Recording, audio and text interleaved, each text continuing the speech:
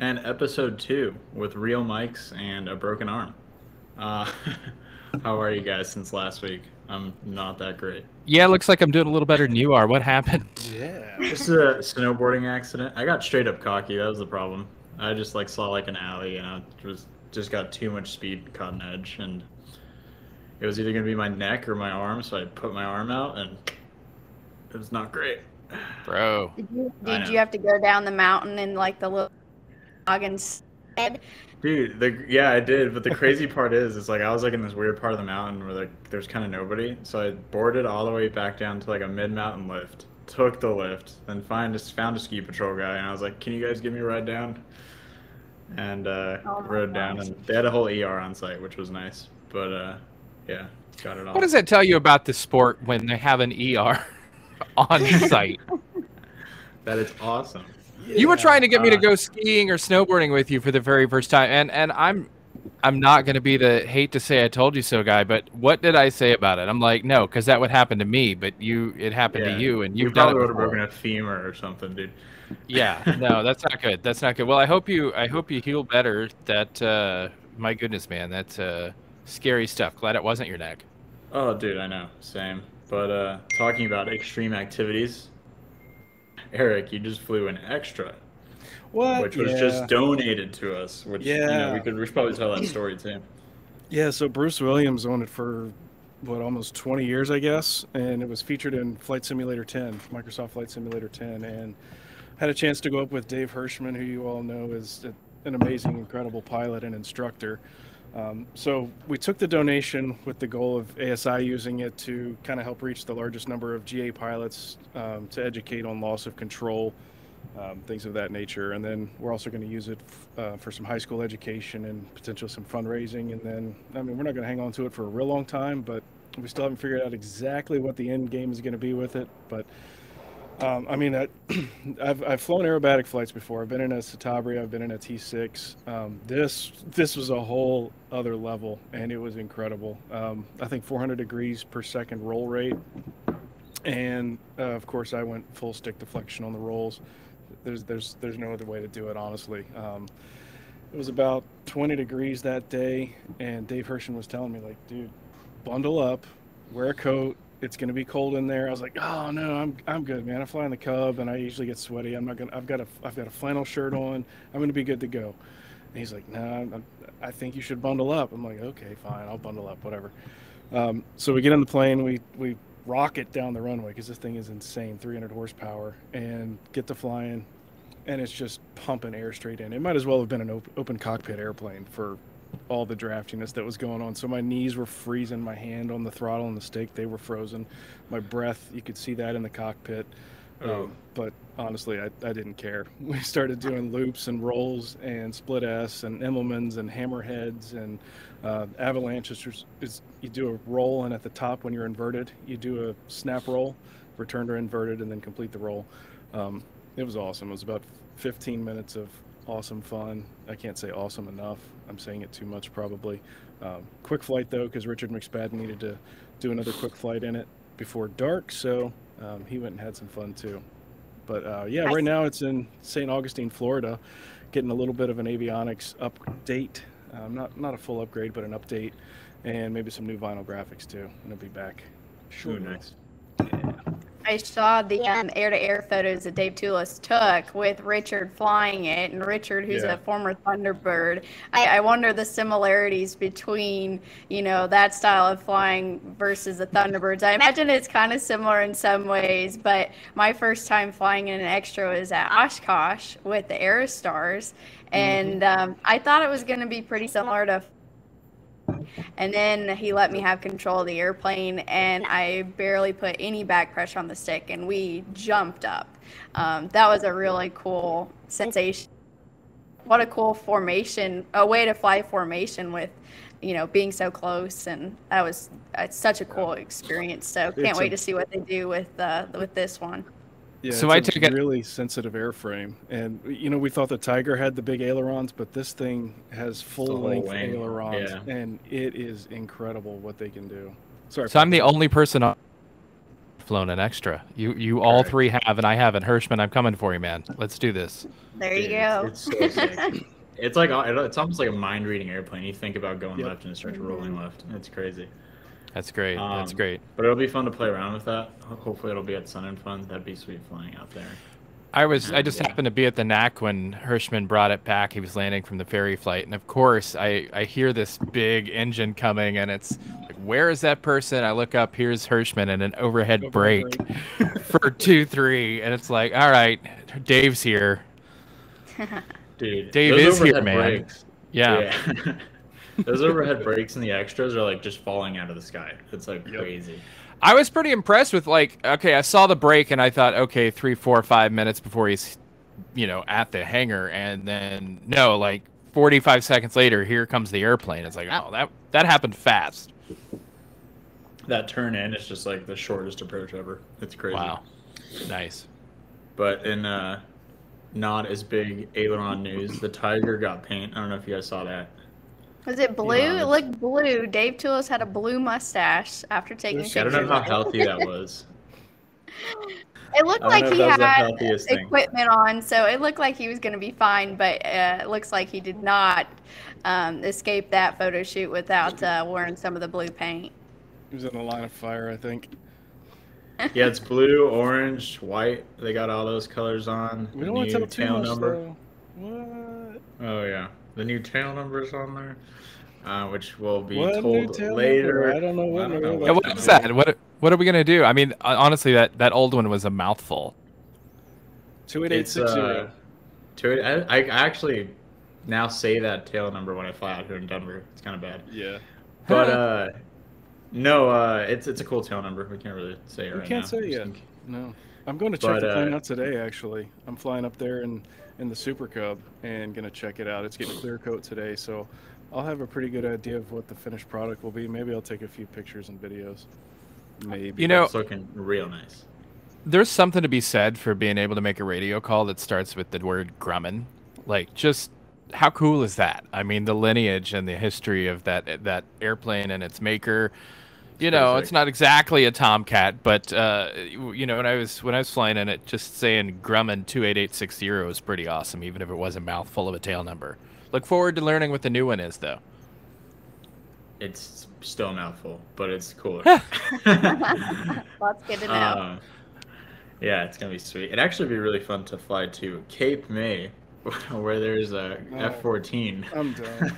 Check, please.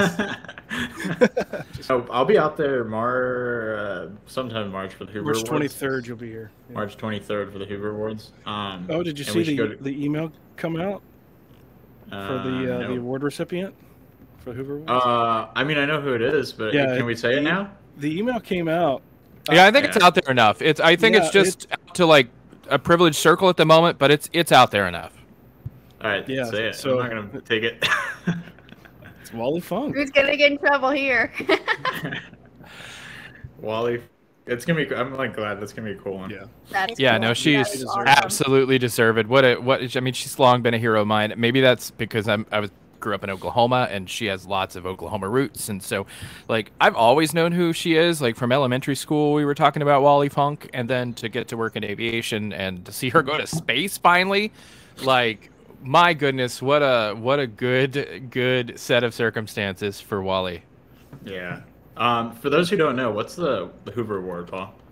So the R.A. Bob Hoover Awards is an award in the name of Bob Hoover, who is one of the most accomplished aerobatic and air show and demonstration pilots of all time. Jimmy Doolittle, who led something called the Tokyo Doodle Raid, called him the best stick and rudder pilot ever. And he was this just titan of aviation. Real kind man, brought a lot of people up into aviation behind him. He was known for flying an act in a Shrike Commander, I believe it was, where he would demonstrate energy management in that he would shut both engines completely down and he'd fly aerobatics for the air show crowd, and he had this thing. He did this 1G roll maneuver, and he'd bring a thing of tea, and he'd pour a cup of tea in the middle of this power off role in a cabin class twin. And then the most impressive thing, I think, if that wasn't impressive enough, his act would end with him managing that energy to where the airplane rolled back to show center and stopped exactly where he had fired up a few minutes prior. I mean, just superhuman among pilots, did a tremendous amount for the industry, did a tremendous amount for the craft of aerobatics and aerobatic performance, brought up a lot of people like Sean Tucker.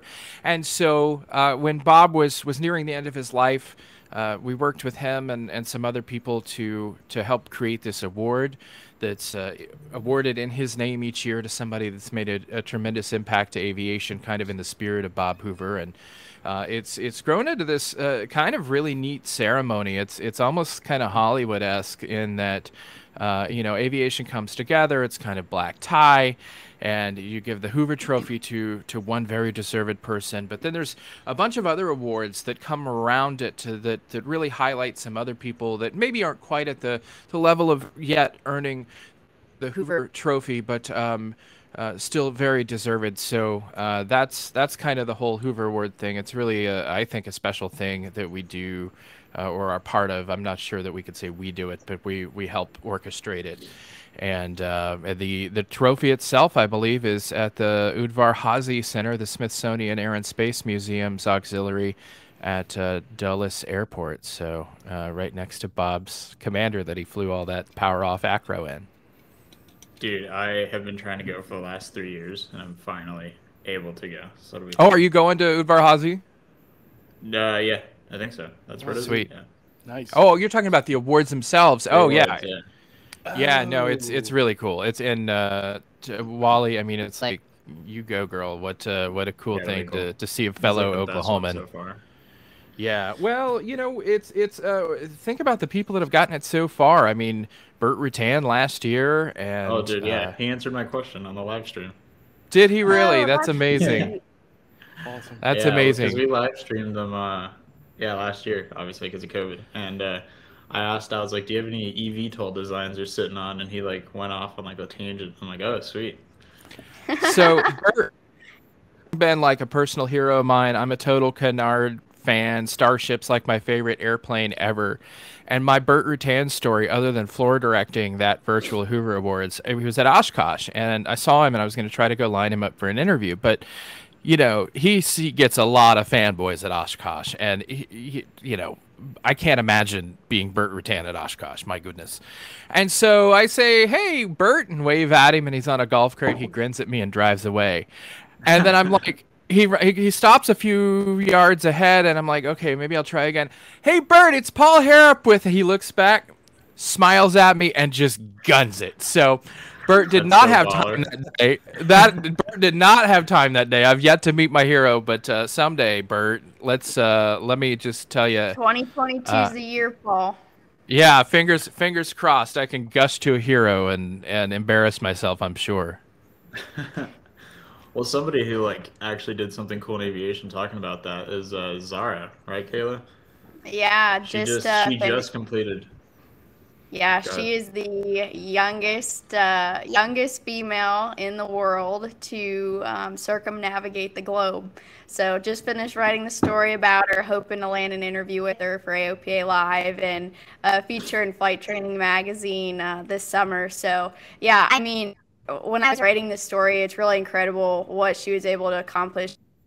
Nothing that I could have personally ever done, let alone finished. And I mean, she was having to hitchhike to Carolina. She was flying in negative 31 degrees Fahrenheit out in Russia. She was having to think about China basically, well, they denied her from accessing their airspace due to COVID protocol. So instead of being able to fly over China, she had to double back and fly 6 hours over open water. And during that 6-hour time span, she kind of got stuck. The clouds were starting to descend, and she was trying to figure out if she had enough fuel to get back to land without going into North Korean airspace. So, I mean, that's a kind of stuff that she's having to think about on this flight. And I was truly blown away just reading the stories. I really hope I get the opportunity to talk with her. That is insane. What aircraft was she flying? She was flying which is a built ultralight. So she's also the first, I think she's the first person to certify in an ultralight. I might have that wrong, but she is the first Belgian to fly solo around the globe. So she's got about 3 records there in her name, 2 of them being Guinness World Records.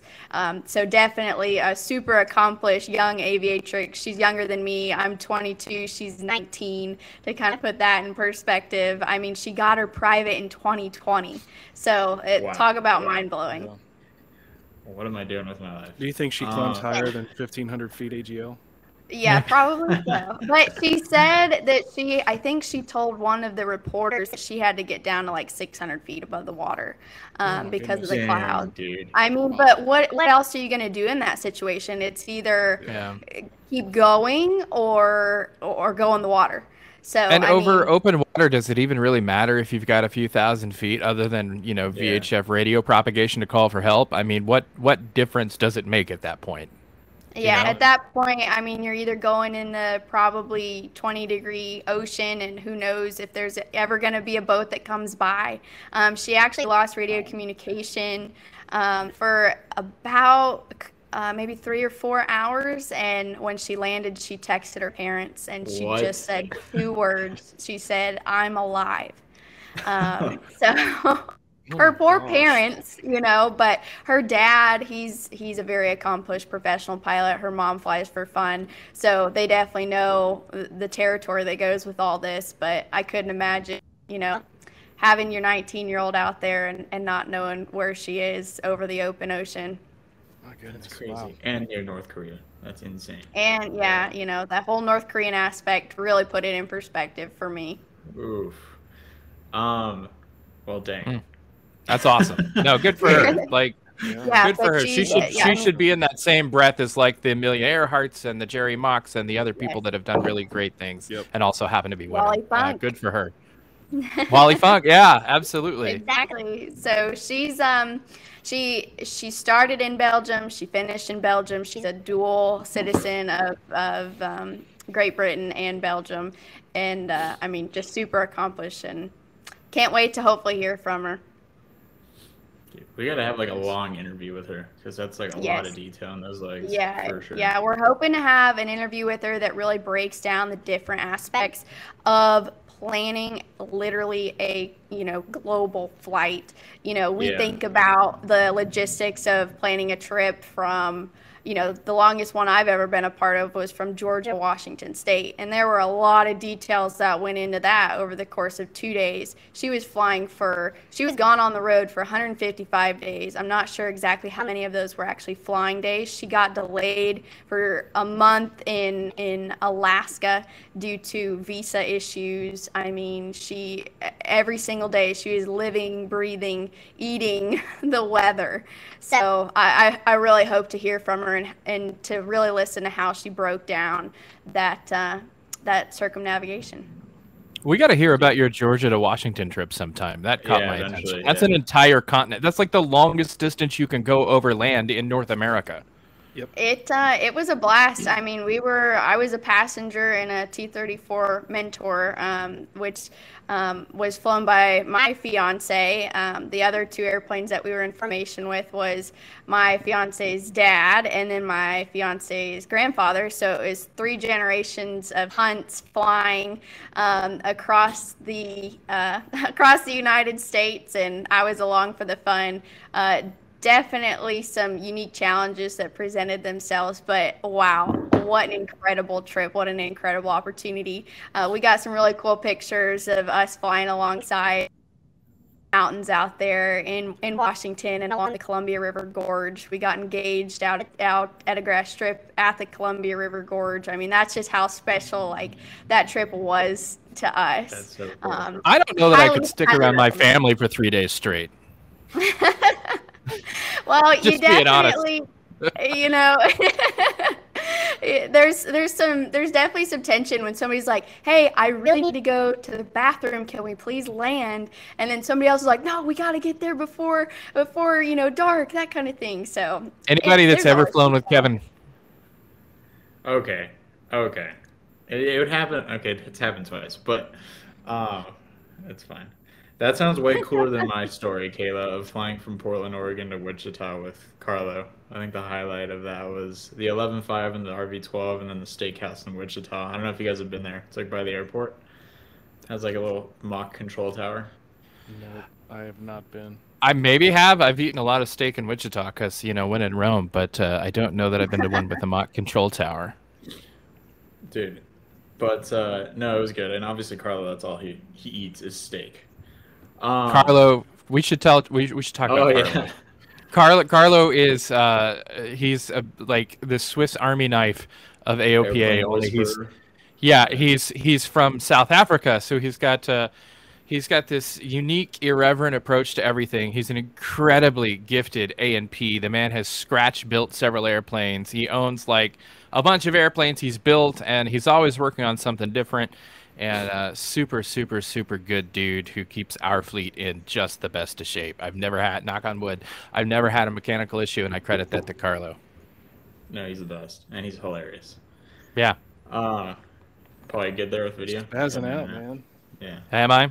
Well, it's I'm working from home here today, and I've got the finest internet that the first little realm of Appalachia, Hagerstown, Maryland, can give you. It's the 210 cans in a string package, apparently. Hey man, you're uploading faster than Kayla right now. So yeah. Hey, Paul's so remote. Texas, what can you do? Also remote. They've got two or three WalMarts and a Sam's Club and a couple malls, outlets, and stuff like that. I am in a beautiful Cumberland Valley, and I'm 2 miles from Hagerstown Airport. And the cool thing about Hagerstown Airport, it is where every A-10 Warthog took its first flight, because the old Fairchild Republic factory was here. They built all the trainers through the 40s, 50s, 60s, built the A-10. I think they did the final assembly of the A-10s here. They did their test flights. So something to be said about Hagerstown Airport, awesome. Other than the cool restaurant, is that A-10s took to the sky for the first time here. Cool diner, yeah. Yeah, absolutely. I wouldn't even call that a diner, man. That's like a restaurant. It's like a full-on restaurant. Nice. Yeah. It's a little bougie for a diner. Yeah, it's a nice restaurant. Even Hagerstown has, like you said, there's a lot of the strip businesses and chain businesses, but there's a lot of like local food and ethnic food, and in a town with a lot of local restaurants, Runways is still one of my favorites. Like not just airport restaurants, but like restaurants in general around here. It's really good. Donuts. Oh, Crumpy's Donuts. Yeah, it's it's Crumps. Crumpies, dude. Crumpies. Yeah, come on, man. Shout out to Crumpies. So you guys know this, like most like, now. Yeah, the donut place. Nice. So you guys know this, most like FBOs, airport diners are like straight out of like the 70s, right? Like super old looking. So I've been flying like my girlfriend around, Alex, who's like new to GA, to like different little spots, and she's like, I love how everything's so old. I'm like, yeah, it's kind of everywhere. I'm like, we like went to I think it was kind of a fancier FBO. I don't think it was one of the chain ones, but she's like, dang, this one's really fancy. I'm like, it's kind of rare. Like these aren't like everywhere. It's kind of the bigger airports. And I was like, most of the country's like all these cool little vintage spots, which I don't think should change. Like it that way. No, it's awesome. It's a way to like, reconnect with those things from your youth. Well, not your youth. Your youth was a lot later than me and Eric's, but it's pretty recent. It's a way for me and Eric to reconnect with my youth. This okay. There's a flex. No, it's awesome. I mean, you get all these fashion kind of cycles every 25 years. It comes back. Right now all the kids are wearing stuff that I used to see in the 90s. Well, the cool architecture and the cool like wood paneling and stuff, that's very hipster, and the original stuff is at a lot of these small FBOs. So I hope they never change. I really do. I hope it stays just the same, because you'll never recreate that. Like there's a smell that comes with stuff that was last updated in the 70s, and it brings back nostalgia to me, and I sincerely hope You know, as nice as some of the bougie FBOs are, I really hope the podunk ones don't ever change. Seriously. Yeah, smells like the tiger Agreed. interior. Not anymore. Speaking of that, No. the interior pieces should be shipping this week. Nice. That's Oh, it actually, okay, they're Vantage. in the process of being shipped. Okay, I thought it was all getting done up there when it was going through paint and everything. Oh, That was no. the point. They've actually started working on it. The seats and headliner and things that they can work on while paint's being done, but the plastic interior pieces are supposed to be shipping this week. So Vantage was able to turn that around for us. Good stuff. Were Yeah, it's those on pretty any nice. sort of like delayed timeline or anything? I wrote Yep. that how delayed were they? Not as bad as it could have been. Mm-hmm. Colin I think he did a piece on it not long ago about how there was a hurricane and it impacted Texas and the factories down there and impacted the supply chain, and we were potentially looking at what 2-3 month delays on this stuff. Yeah, it was gonna be an issue. Like may not even make it to Sun and Fun kind of delays. So Wow. we're fortunate that they were able to turn that around for us. So about like that. So like I go to the grocery store and like a lot of stuff is like out of stock. And Kayla, I saw you did an article about like aviation supply chain. Yeah. I didn't read it to be honest. It looked cool though. It was a long one. It was a long one. Yeah. It was really interesting to be able to talk to so many different engine, airframe, and avionics manufacturers. I mean, I covered every single one of the major avionics manufacturers that you think of responded to my emails, to my interview requests. I mean, Avidyne, Garmin, Trio Avionics, and then what's I'm forgetting another one. But anyway, it was this between not only the avionics manufacturers but also the airframe and the engine manufacturers. I mean, it's pretty bad what everybody's going through right now. And you know, a lot of my friends have parts that they're waiting on, engines that they're waiting on, heck, even airplane deliveries that they're waiting on. And I think a lot of people here in GA are super frustrated right now because of the lack of parts that are available, and even airplanes. Heck, it's why the used airplane market is truly just ridiculously priced right now. I mean, all of us here, it's not really in our wheelhouse to go buy an airplane on the used market right now because the prices are so astronomical, and it's all a result of these shortages that people are dealing with. And it's really hit us hard. And I think if you're somebody out there who is waiting for something to come in the mail or to get a call from your avionics shop and say, hey, we finally got a spot open here in the hangar, bring your 172 in and we'll put that Garmin in it.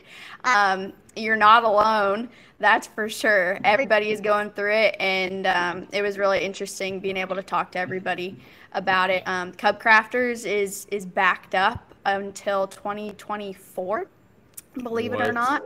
Wow. Yes. And that was truly like surprising to me, especially like just going through COVID and everything. But that's truly how in demand general aviation still is. It is so relevant. It is people's way of getting out there and being able to go to grandma and grandpa's house and not having to fly on a major airline and risk getting COVID. I mean, I just had COVID 2 weeks ago.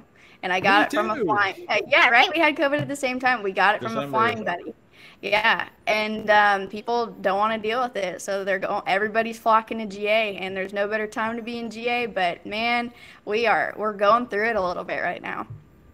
Yeah, no, it hurts. Actually, talking about that, here's a good tangent. You wrote the story on the new Cirrus, right? Yeah, absolutely. Is that rolling out as planned?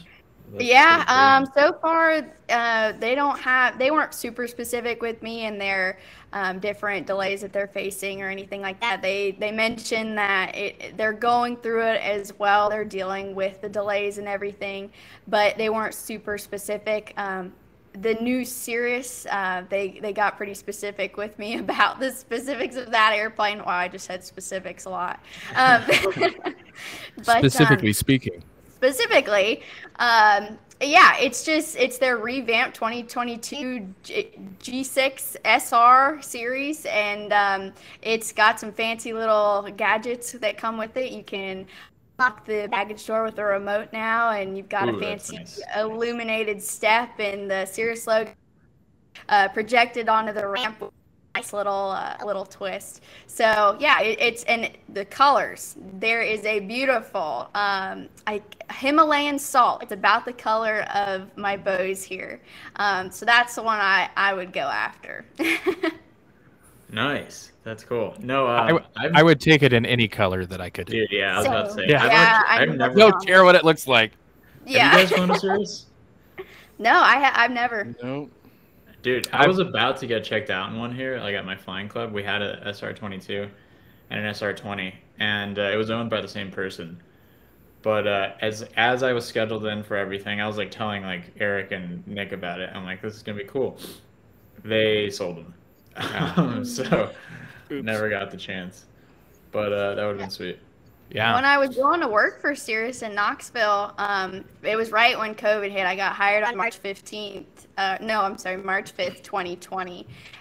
That was one of the big perks of going to work for Cirrus was getting in Cirrus Flying Club. And they had, 2008 Cirrus's, 2010s, nothing like super new, but still the really unique opportunity to go and to fly the Cirruses from Knoxville to Georgia. That was going to be my mission, but still never gotten to do it, which I'm hoping to sounds like Kayla should go fly the new Cirrus and do a piece on that. Ivy McIver, if you're listening to me out there, would love to.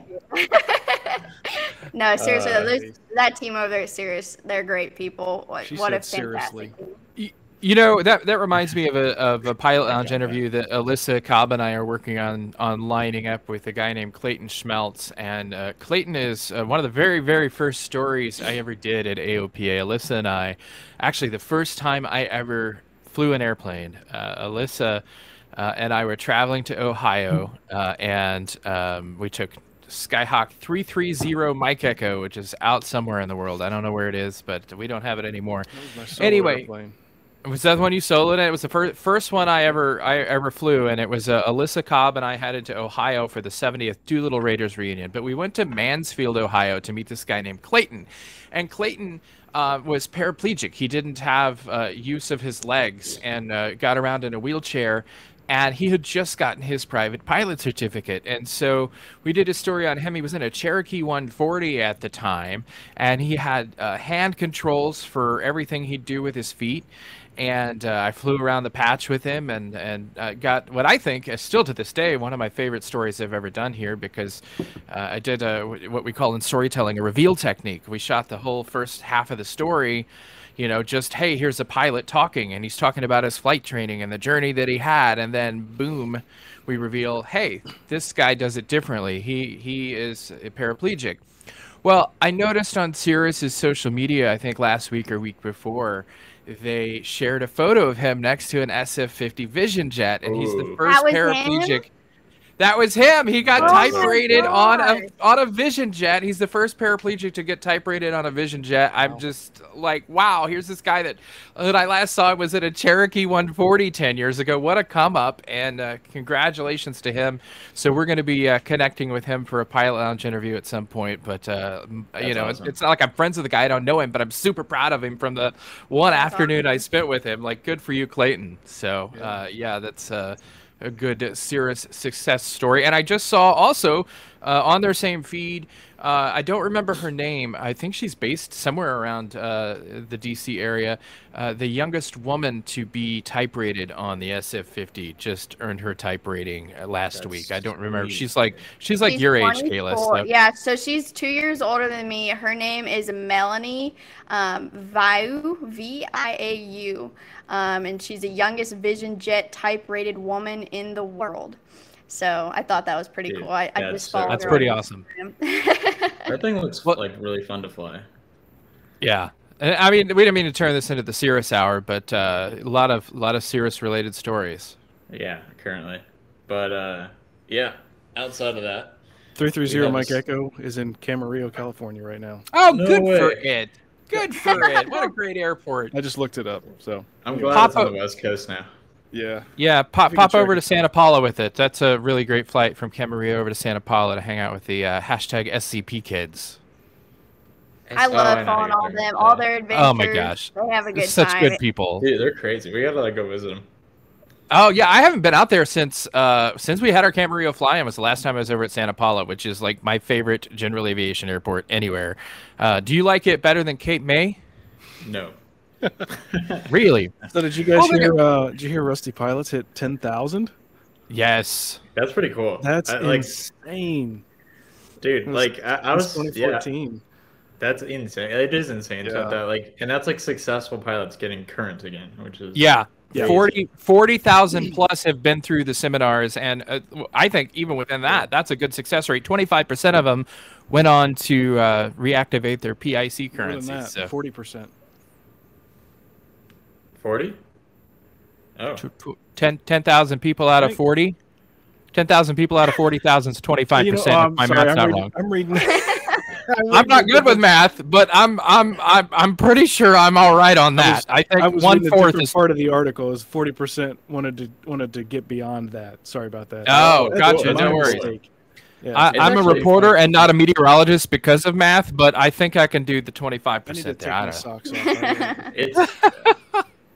I I think it's a really cool thing because it's such a like a easy, low barrier entry to get back into flying. Because like, my dad got his license when he was like, you know, Kayla's age around there, and then he got recurrent again in like 03. But he was like, he had to go around shopping around at flight schools and stuff, and like that was a whole process. But if you had like rusty pilots to start at, like that's sick.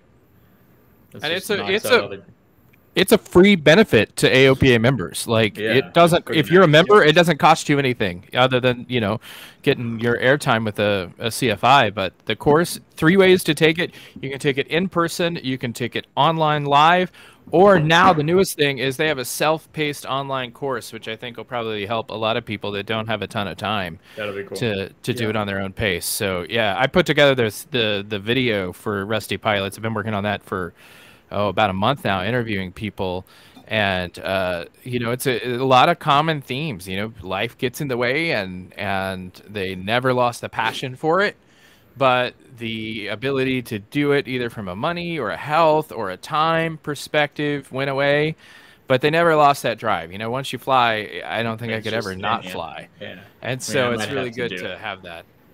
I might have to do a Rusty Pilot seminar after this. Yeah, what are they saying on that? How's that gonna work? That's an interesting question you ask. So I don't know. I'm going to the bone doctor today to see if I need surgery or not. But I've been like reading timelines. It's like 4 to 6 weeks. But I'm trying to see how like mobile I am with the cast and stuff. Like once I get it, because right now it's like a full arm splint, and see if I can. Well, we're gonna do a whole piece with like talking to PIC and like medical and see what they think and obviously how I feel. So. I'd be happy to talk with you a little offline. I mean, I think you guys remember when I snapped my arm in half, and that was a whole process. So be happy to talk with you offline about that. That was not a very humorous situation. Oh, and yet there's the guy that does it. If I could beat you with the titanium rod that stretches from my shoulder to my elbow, I would. Thank you. Snap my humerus in half like a twig. Yeah. Ugh. Yikes. Yeah. Anyway. Yeah. Not to talk about that, but yeah, I flew with a broken finger last year, so obviously that's different. I remember that. Did you have that at Sun Fun? You were like in a little splint thing. Same arm. But I've never broken a bone. Like you guys. Knock on wood. Yeah, no, take care of yourself. Yeah, but just, you know, obviously take it easy and you know, 6153 yourself if you have to. Obviously you probably do, but just heal up, man. That's no fun. Oh, dude, yeah, I'm gonna take it super chill and just kind of gauge it and not hurt myself again. Good. And just watch sports like the Super Bowl. Super Bowl. Yeah. What? That's tennis, right?